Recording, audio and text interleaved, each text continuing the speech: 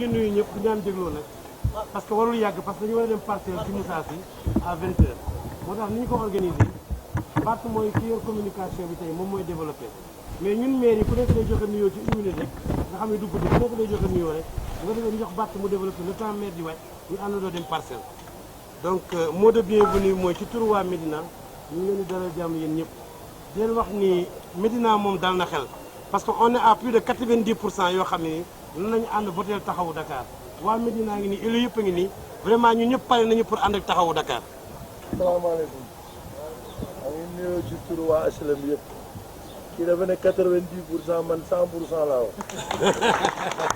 asalaamaaleykum. jërëjëf. maa ngi leen di nuyu ci turu commune Grand Dakar bi ma bokk te ñu investir ma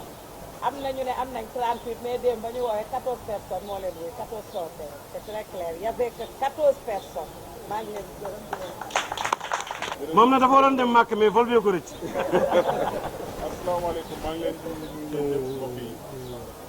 di leen nuyu ci turu ànd taxawu Hann Bel-Air ànd taxawu Hann Bel-Air coalition la boo xamante ne ànd ci commune Hann Bel-Air yàlla def na ñu ñëw njëkk a recevoir et je pense que suñu majorité dafay loo xamante ne suñu teewaay tey dafay affirmer ne surtout suñu engagement pour la victoire de ànd taxawu Dakar incha allah bu dimanche. merci beaucoup.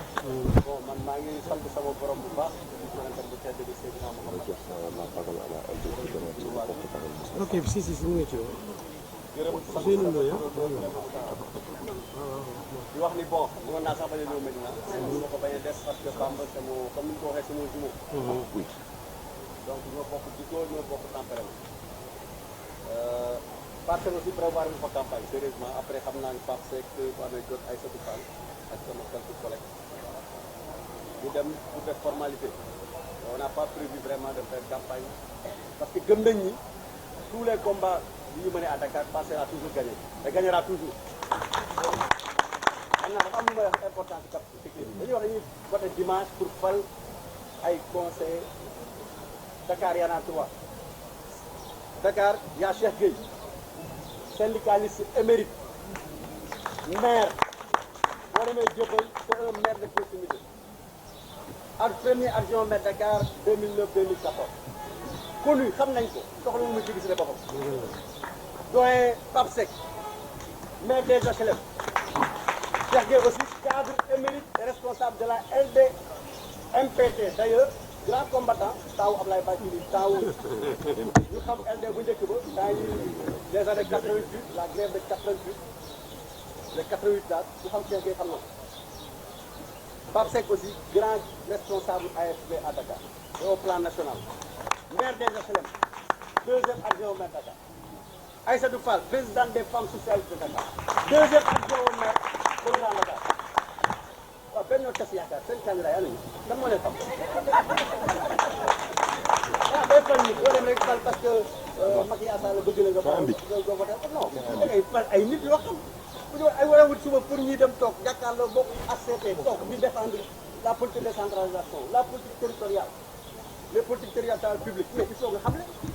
mais koo xam ne xamoo leen les trois là on les connaît pas ils sont inconnus même dans leur commune. Moi, je suis le maire par procuration de Cambérène.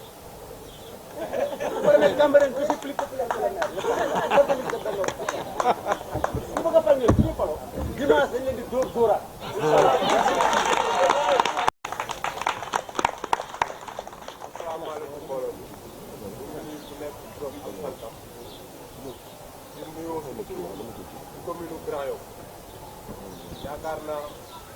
ñu xool commune ëpp conseil ci Dakar Grand Yoff la bokk. ñun ñëpp ñu ci ginnaaw Khalifa Ababacar Sall. ànd taxawu Dakar gañe xam nga ñun ñëpp xam nañ ne waa Dakar du ñu gën a gore parce que élection locale yi passé daa amoon taxawu Dakar ak Benno Bokk Yaakaar waa Dakar am ngor fal taxawu Dakar kon yaakaar ñun conseil taxawu Dakar population du ñu gën a gore. bu ci loo gis bu ñuy tànnee ay nit minorité amul fenn li wër ba wóor mooy dimanche incha allah rabbi da ngay fi mu àndal ñëpp suuf lañ jëm ngeen baal ñu ñun ñëpp di sant ñëpp di xamal ne commune Dakar Plateau bi doon Gorée ñu ngi Gorée ba léegi bi ñuy dem élection pouvoir bi dafa taxawoon ne Dakar Plateau bi APR moo koy gagné maire bi taxaw tey di dem Benno Bokk Yaakaar moo njëkkoon jàkkaarloog APR ci Dakar Plateau ñun ñi nga xam ne nag ay population yi faluñu maire conseil municipal la ñu fal conseil yooyu yëpp nag dans leur majorité nee nañ dinañ ànd gore wéttaliku gore votel Khalifa Sall parce que nag dama ne dañuy dóoraat ñun waa Plateau dañuy ñeexaat. donc tey suñu taxawee ni taxaw Dakar dafa soxla dañu koy jox ba mu saf sàpp conseiller Gueule Tapée Fass Colobane yi nga xam ne ñoo bokk taxaw Dakar ak ñeneen ñi bokkul taxaw Dakar ba si waa APR am nañ leen donc tey taxaw nañu ñun pour jàppale Khalifa Sall mu neex waa APR mu naqadi waa APR mu neex Macky Sall mu naqadi Macky Sall Khalifa Sall la ñuy jàppale tey moom la ñuy jàppale suba moom la ñuy jàppale ginnaaw suba dañuy soosaat cappaat. waa LD fan la ñu mën a jëm fan la ñu mën a jëm feneen su dul ànd taxaw Dakar donc conseil yi nekk fii yëpp nekk Ndakaaru yëpp mobiliser nañ leen pour que dimanche ñun ñëpp ñu dem voter ànd taxaw Ndakaaru. En ma qualité de plénipotentiaire du PDS ci biir coalition ànd taxaw Dakar maa ngi leen indil le salut fraternel le salut patriotique du patriarche le grand président Abdoulaye Wade. Parti démocratique sénégalais dafa jël décision ci comité directeur mu ne à Dakar les conseillers élus du parti démocratique sénégalais nañu ànd ak waa taxawu Ndakaaru ñu def coalition bi tudd ànd taxawu Ndakaaru donc conseiller PDS yëpp ci 19 communes de Dakar yëpp ci kattan suñu borom ànd taxawu Dakar la ñu woteel sur l'ensemble du territoire national sur les autres 44 départements am nañ suñu coalition bopp bu tudd coalition alternative patriotique mais dama bëgg a wax ne rek mbir mi moom wuroo dem na këng waxi man dañ na dañ taali tournant ba jox na ànd taxawu Dakar mooy paix jaa ngeen jëf. comme ni ko ñëpp waxee rek bokk gis-gis dafay soutenir li su taxaw Dakar man nag dinaa guddal wax bi tuuti parce que dafa am ñuy wax ne logique bi mooy bañ a dem élection déedéet ñun dañ ne d'accord ñu ci référendum bi niñ ko tëralee mais bu dee référendum boobu sénégalais yi dañ ko voté mu am ci loi boo xam ne dafa indi lu am au conseil duñu boycotté élection dañ ciy dem boycotté élection bi ku ko def sa logique mooy kon di nga boycotté législatif ndax refonte électorale bi d'accord ci bu fichier bi kon di nga boycotté présidentielle parce que d'accord ñu ci li nga xam ne moo nekkoon 7 yu tànn ci conseil bi kon encore une fois ñun ci logique la ñu nekk mooy loi moo tëral dara dañ ciy ànd dañ ciy dem ba jeex dimanche incha allah lii da ngeen di dégg. ba nga xamee ne réunir na tous ces conseils moom moo joxe ordre ne moom la mu mas a wax masqué pas tout sauf affaire. ay conseillers taxawu Dakar la ñu wax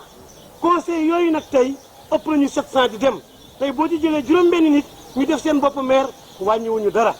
te bu dimanche ci waxtu wi lii leer dina leer nañ bu neexee yàlla kon Barthélemy sunu grand frère dafa ñëw ma bëgg mu jël parole. Ndiouga Sakho dafa liggéey ñun liggéey bu rëy taxawal PDS boobu ba léegi liggéey ci ànd ak sunu grand Assane donc boobu ba léegi mu xam ci lu bëree bëri donc bu ñëwee fii aussi foog ñu gërëm ko gërëm taxawaayam tax ñun xam nañu la mu tekki Biscuiterie yi kon donc ku ni Biscuiterie mu ngi sa gannaaw bu waa taxawu Dakar yëngatoo waa PDS yëngatoo ak ñeneen ñi ci ànd dana doy waar loolu kon Ndiouga nuyool. waaye may fàttali rek ne lii nga xam ni moom la ñu jël comme décision dañu ko jël pour ñaari raison ba ñett benn bi mooy mot d'ordre suñu parti la moo décidé ñu bokk ci coalition ànd taxawu Dakar mooy ku nekk xam na ni conseil municipal ville de Dakar di doxee c'est le parti de Dakar tey combat bi ñuy mëne c'est le combat pour le parti de Dakar nañu def loolu taxaw voter le 4 septembre gagné mu jeexee sama